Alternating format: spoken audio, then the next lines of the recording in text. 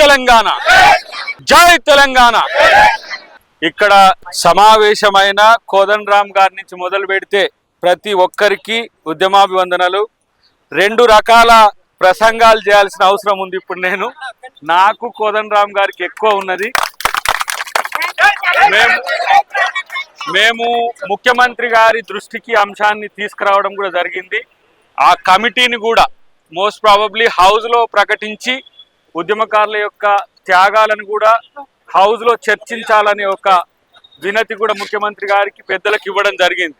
కాబట్టి గతంలో ఉద్యమాల్లో పనిచేసిన వాళ్లకు గౌరవించే ప్రయత్నం ఒక 9 మందికి ఇవ్వడం జరిగింది.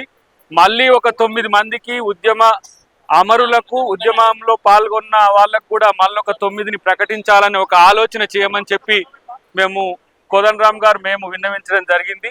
దానికి తోడు ఇప్పుడు కనబడుతున్న ఏదైతే 250 గజాలు ఉన్నదో ఆ 250 గజాల విషయంలో కూడా కమిటీ పూర్తిగా కాన్స్టిట్యూట్ చేసిన తర్వాత రాష్ట్రంలో జిల్లాల వారీగా కూడా ఎవరెవరు ఉద్యమకారులు ఉన్నారో వారిని ఐడెంటిఫై చేసి ఉద్యమాలు చేసిన వాళ్లకు గుర్తింపునివ్వడం ప్రధాన లక్ష్యంగా తీసుకురావడం.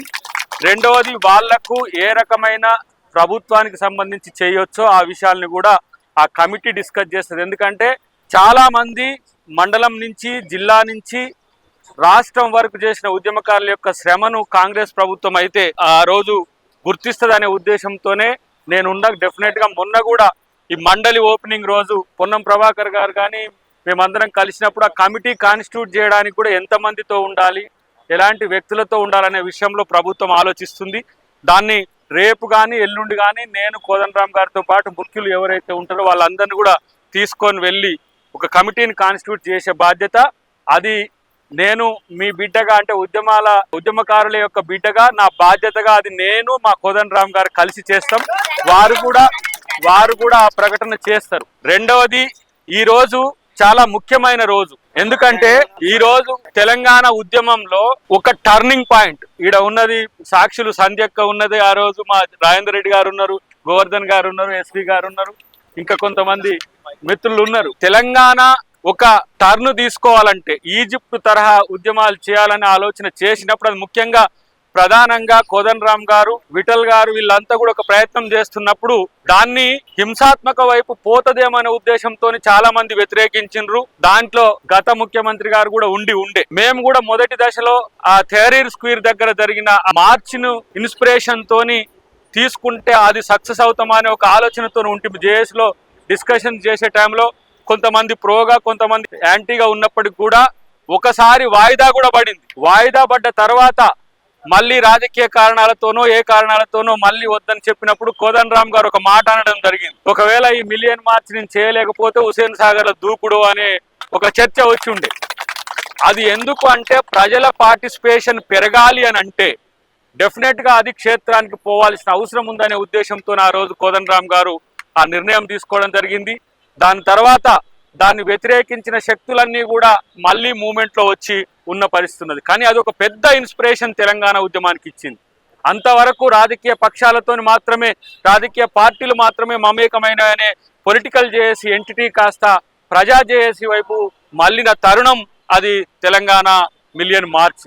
కాబట్టి ఈ రోజును మనం అందరం కూడా సెలబ్రేట్ చేసుకుంటూనే అమరవీరులతో పాటు ఉద్యమకారుల యొక్క లక్ష్యాలను, ఉద్యమకారుల యొక్క ఆశయాలను మనం ముందుకు తీసుకుపోవాల్సిన అవసరం ఉంది. నేను ఈ రోజు చెప్తున్నా, అవసరమైతే నేను కూడా మండలిలో ఈ క్వశ్చన్ను రేజ్ చేస్తా అని చెప్పి నేను సభాముఖంగా తెలియజేస్తున్నా.